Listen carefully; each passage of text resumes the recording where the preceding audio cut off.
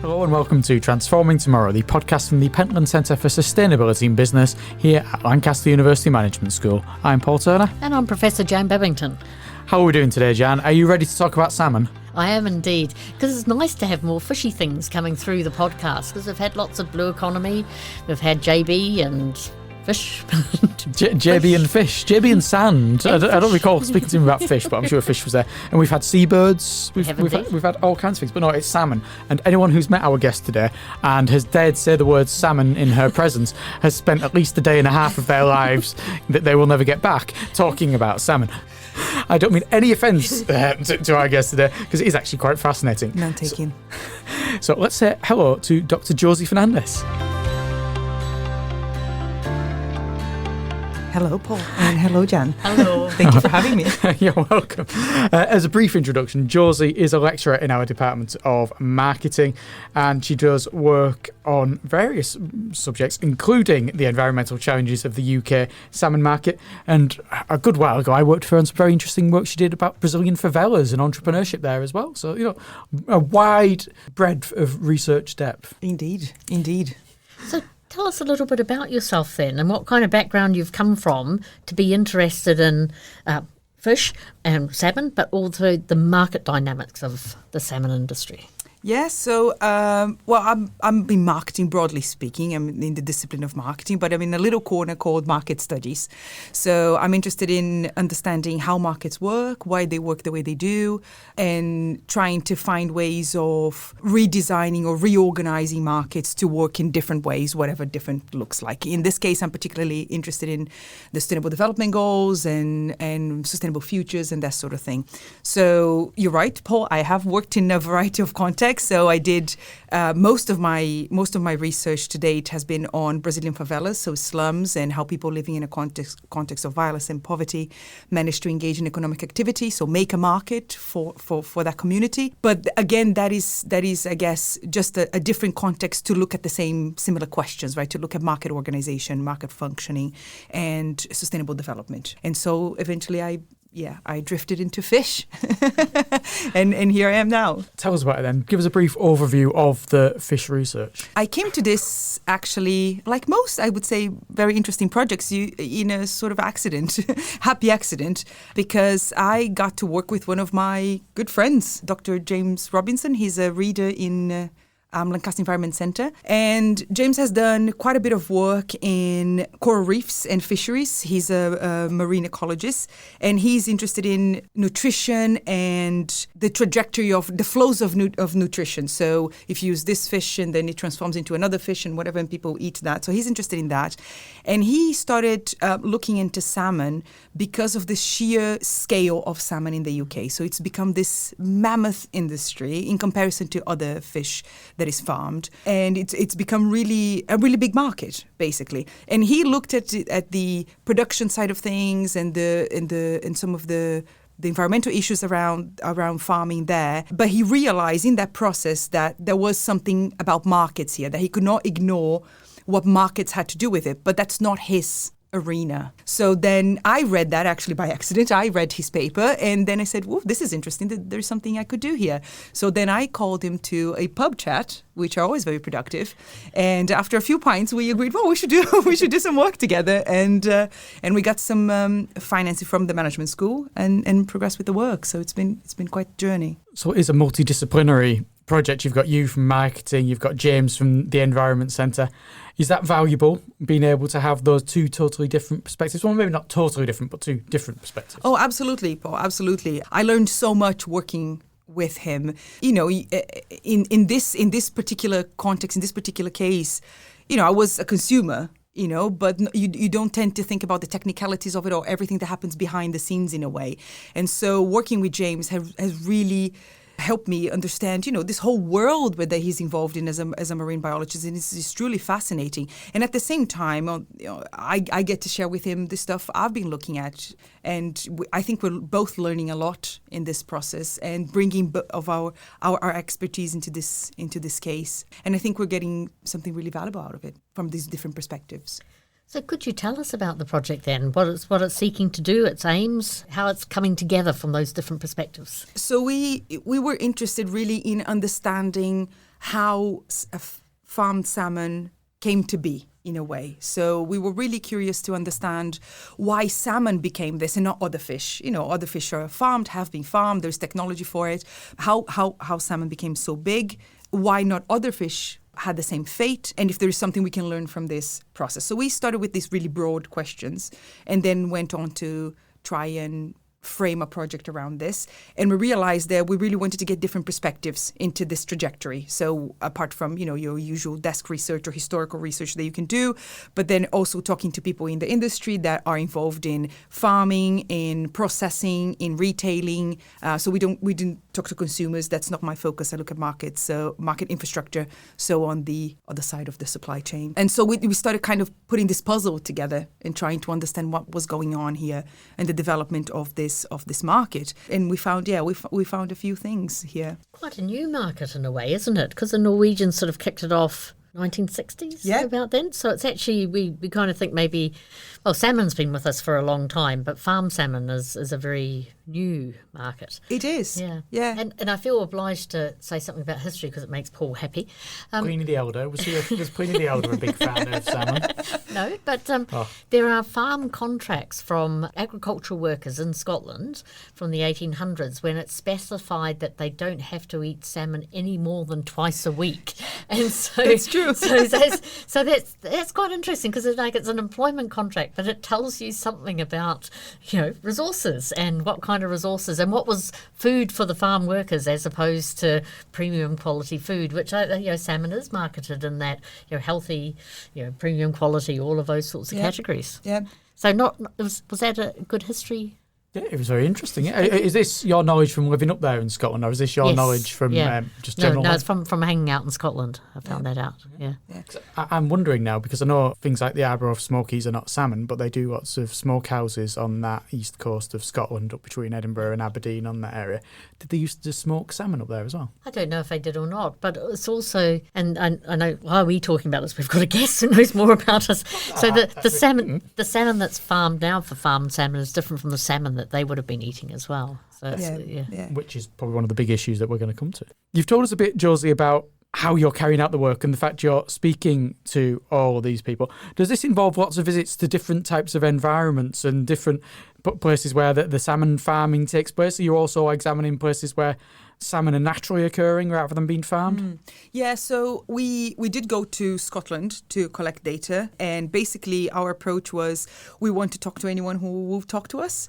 And as we found out, not as many people as you would like were willing to talk to us, but that's always a challenge with doing research, finding participants, and especially in industry, people are very busy, they're working, their managers in their role it's much more difficult to talk to someone representing a role than talking to a consumer, I would say, right? So, but we did manage to talk to some people in really big organizations in Scotland, also because when we talk about fish farming or salmon farming, I think a lot of the time people tend to think of small-scale farming or farmers, local farmers in Scotland in that sort of idyllic environment, and but actually we're talking about massive multinational corporations operating in Scotland. And so it's nothing like that. These are really big companies. So we did manage to talk to some people that are involved in the industry, that are key actors in the industry and really are pushing forward in terms of technological development, really pushing forward in key activities in shaping this market in a particular way, producing salmon in a particular way and contributing to the overall structure. It's interesting what you say there. How big is a salmon farm then? How big can a salmon farm be? Because I'm guessing they're not uniform size. So I will say this, farmed salmon is the UK biggest food export currently. So it is absolutely massive, right? So you have the organizations operating in Scotland are really, really massive. So it was another point that really calls our attention. How does this come to be this big? when it's a fish that was like, like Jan said, it was a naturally occurring local food where sometimes people were sick of eating it and they would not want to eat it more than twice a week because it was too much. And now it's become this widely available, but at the same time, expensive product in supermarkets that everybody knows. And there's all these associations with this product.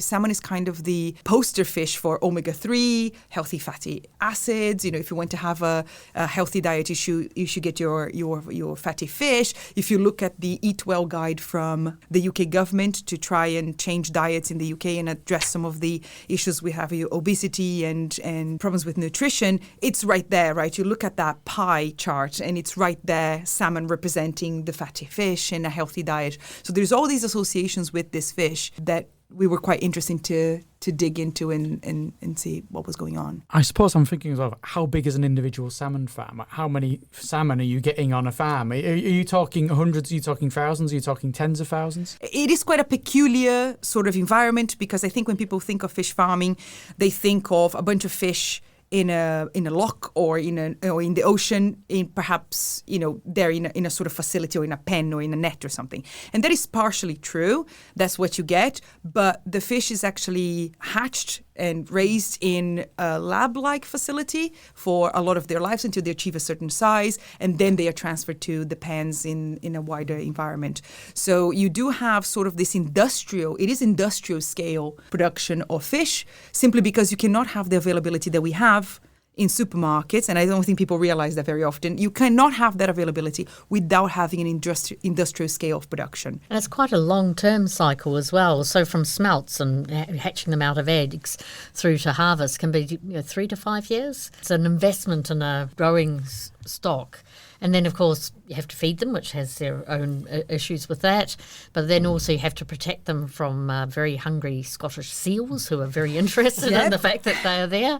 And so in that respect, it's a significant undertaking. Going back to our visits to farms recently, Jan, it strikes me more as being like raising a lamb for a couple of years than raising a pig that maybe you only have for a couple of months before it gets turned into the food. That's it. So yeah, it's a different type of thing, yes. Yeah. But of course, we're all about sustainability in business. So I'd like to hear from you, what are some of the significant environmentally sustainability-related impacts of salmon farming, and how's those impacts featured in your research? Yeah, so that was definitely something we discussed quite a lot with the people that we interviewed, and also doing our own research into the industry. So there are several issues that are associated with farming an animal at scale, right? It's not beef and pork, but it is the same logic of operation. It is still industrial scale of a species. That's what we're seeing, this transfer of logic in a way. Some of the big issues with salmon farming is the use of wild fish to feed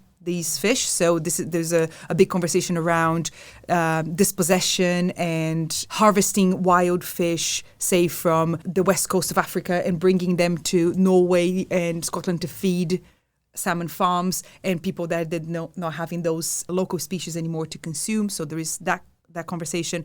Also, the inefficiency of this process, because you have to harvest, say, 5 times the amount of wild fish to be able to yield one portion of. So it's 5-to-1 conversion of wild fish to salmon, so very inefficient. There are conversations about pollution of locks as well, because you're concentrating all of that fish into a pen, and the debris and the waste from that fish is falling to the bottom of the lock and having impacts in the surrounding environment and other species that live in that environment, and other industries as well, like tourism, that are around the locks and all that.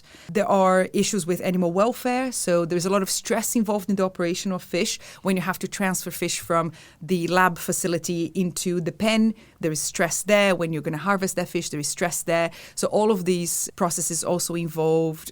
This is not about humanizing animals, this is not what I'm saying, but there are stresses involved, which is recognized by the industry. And in all honesty, the industry has evolved a lot over the past 2-3 decades. I mean, the technology that they have developed is truly mesmerizing. You don't have anything close to that in any other fishing operation, but these problems remain. And this is one of the key questions that we're interested in. The more the industry grows, what does that mean for the future of salmon? So while the technology evolves, while the industry is doing a lot, that is true, while fish farming is important, it is part of the conversation for a sustainable future of providing nutritious food for a growing global population. But what does this mean as this grows and grows and we become, we have this scale of production? And in a broader context, I know that wild capture fisheries globally haven't really changed in the last 15 years. So it doesn't matter what technology you throw at catching fish out there in the oceans, you're not catching anymore. So it's the farmed fish segment which is lifting the globe's consumption of fish. So it is an absolute part of the food system that without it, you're not getting that from wild capture. Yeah. So that is absolutely true, Jen. I mean, it is, as I said, this from the outset when we set out to do this research, we're like, this is not a research about demonizing an industry, right? But there are issues here that need to be addressed because the plans is to scale the operation further and further. But then what does this mean for sustainability and the future of this industry? And also what we're really keen to know is if this was possible with salmon, if we were able to bring this fish into this, into this massive market, perhaps there is something we can learn from salmon to other blue foods, right? To other marine species that can help us feed a growing global population, but sustainably. And also from a diet perspective, and then here drawing a lot of the work that James did, is, we know quite well that a diet should be varied. You should not be focusing your diet on a few species, but you should consume a variety of foods to compose your diet. So even if we do grow this a lot, the aim is not that everybody eats just salmon, right? We should be eating other stuff as well. So how do we then do this mix and match of diets? What does this mean for markets that need to grow, that need to be developed even? And that makes a lot of sense as to why you, as someone who understands how markets come into being and how they're sustained and how they evolved, would be interested in this particular subject area. Yeah, I'm very keen in asking those questions. So James, it's quite interesting our conversations because he brings all of the marine biology, nutrition questions, and I go with, well, but that market doesn't exist. How do we do that then? How do we actually create something? Can we even do that? And what kind of market do we need? Really, right? Because you do have quite a lot of work done to say that we need this type of diet or that type of diet. We need to address these issues and those issues. But then if we are to envision a future, how would that look like? And that's, as you know, much more challenging.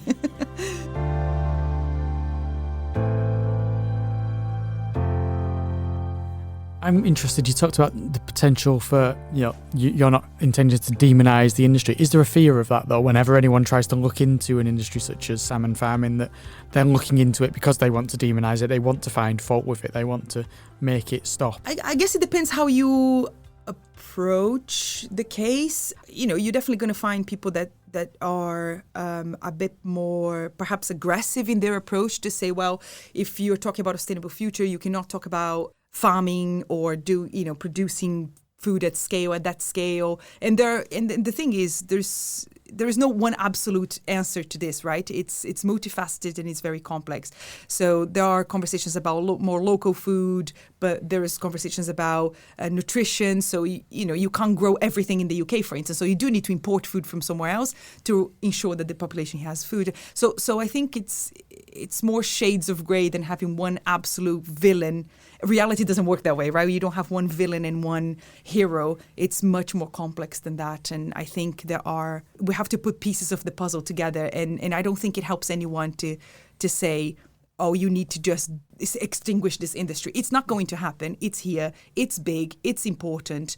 It generates jobs in the local area, so it has its role, and we have to recognize that. But at the same time, we have to account for different stakeholders, right? So it's not just about growing the industry and making lots of profits, but what else is there, right? And I think also this is a critical conversation in marketing that I like to engage with, which is we've been part of the problem for a long time. We've done very well in developing all sorts of tools, techniques, practices, frameworks to create markets and be very successful in them. But then there were consequences to this, right? And then now, how can we be part of the solution as well? So how can we lend our expertise or develop our expertise to contribute to meaningful conversations about the future that actually affects us all? Bearing in mind then that it's not an industry that's going anywhere, look to the future. And what can you see changes happening around the market, particularly regarding sustainability practices? I think that the industry is doing quite a lot. I think there is a lot of, as I said, technological development. There are conversations about sustainability. There are conversations about how to tackle these issues. I did go to industry events to engage in those conversations as well. So it is there. And even with the people that we interviewed, they are also very aware that this is important to consumers. So at the end of the chain, right at the end, you have the consumer. The consumer is putting pressure on retailers and is putting pressure upstream the chain through the retailers and saying, well, we want to buy stuff that is sustainably produced, that ensures that this is part of a sustainable system. So the pressure is there. I think there is some interest there, but I think we're not there with the solution yet. And I think we need to do more, basically. How does that link then through to the kind of conceptual questions that your discipline is interested in?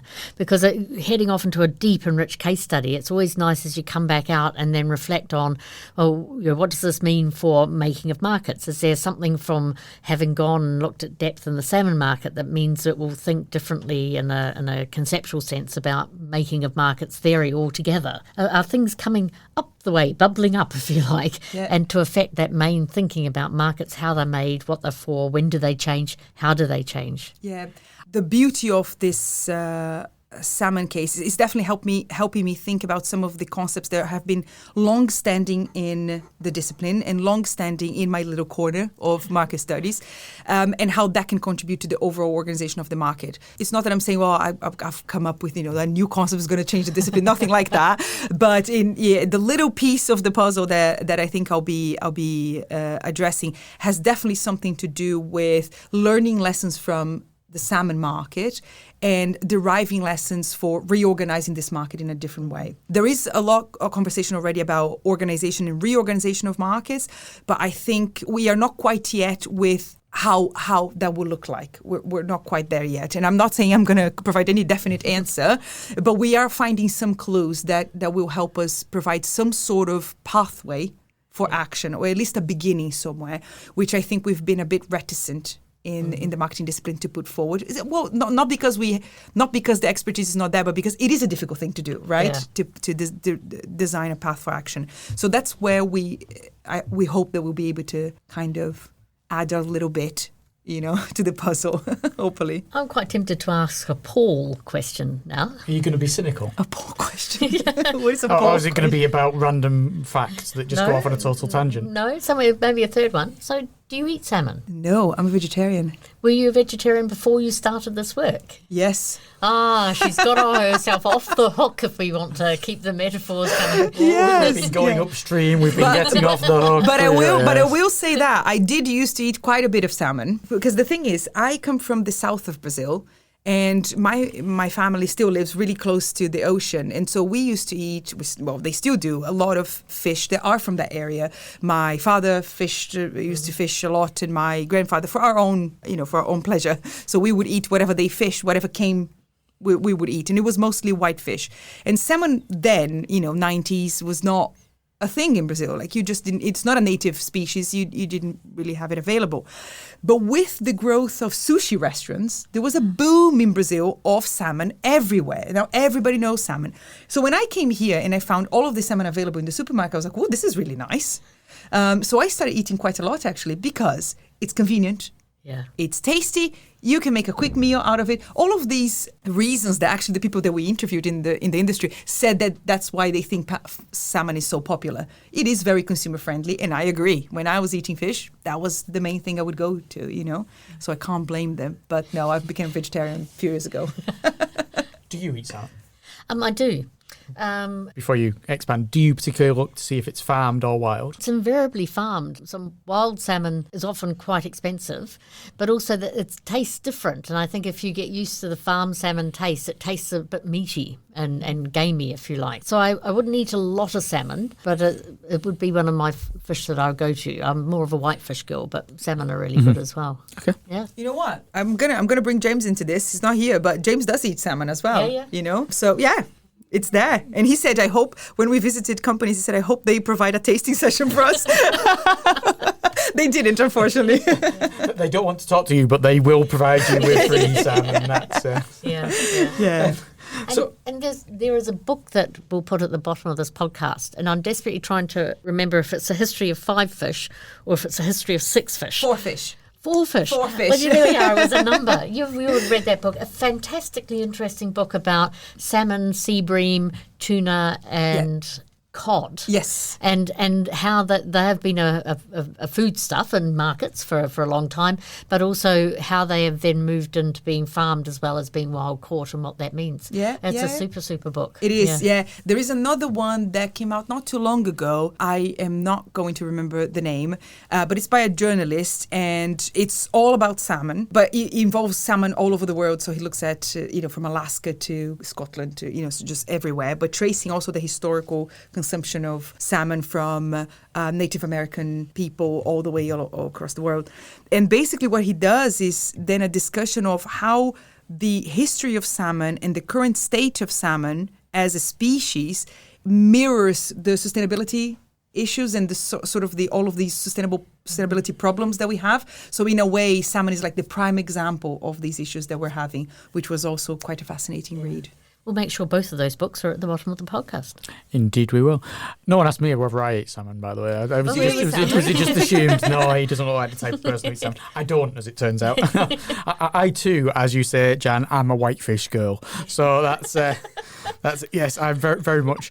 Fish and chip shop fish is a very nice thing. And when you've got a good local fish and chip shop, which is something we spoke about way back on the first episode where we touched on the blue economy with Celine, where we talked about fish and chip shops. But yeah, no, I'm very much whitefish, and I know that in our fish and chip shop, it does make an effort to change what type of whitefish they have, depending on what is sustainable at that moment in time. What are you planning to do with your work then, Josie? What are your hopes for what it will become? So as I said, at the moment we've analyzed all the data now, and we are in the fun stage of writing up, right? Which I found out is not as fun as collecting all the data in the west of Scotland in wonderful Oban, So we are now writing up, and some of the stuff there are coming out in those, if you made the 2 camps that we are writing. So James is leading on marine biology sort of conversation, and I'm leading on the markets conversation.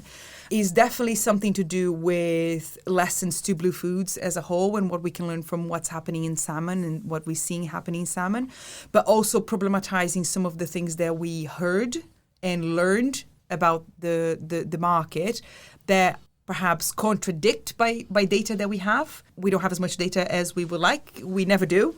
But there is data that we can actually contrast what we heard and what we saw with some of the things that are already out there. And so ask a few questions as well about what is said and what is done, and the gap there between practice and discourse. And hopefully, as I said, I really hope we can derive some sort of learning for the future of blue foods and blue economy, and those conversations in sustainable diet, sustainable nutrition, and the provision of nutritious food from the blue economy. Hopefully, that's ambitious, but hopefully we can add a little bit. That's all we can hope.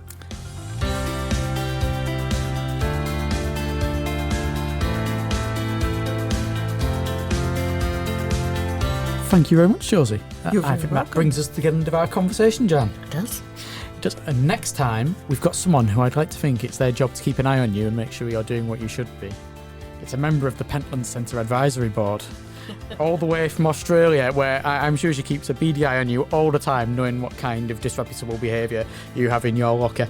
We're going to be having Lyndon Edgo with us. She's also going to be talking to us about things such as corporate attitudes towards sustainability, which is what her role is, working with corporations on that kind of behaviour. And it's brilliant. I think we'll get there really nice insight from across the globe, but also somebody who's working in practice as well, which will be a nice addition to our views. And I'll get to ask her whether you behave. I think you know the answer to that. Sadly, I do. Until then, thank you very much for listening to Transforming Tomorrow. We'll be back soon. I'm Paul Turner. And I'm Professor Jan Bevington.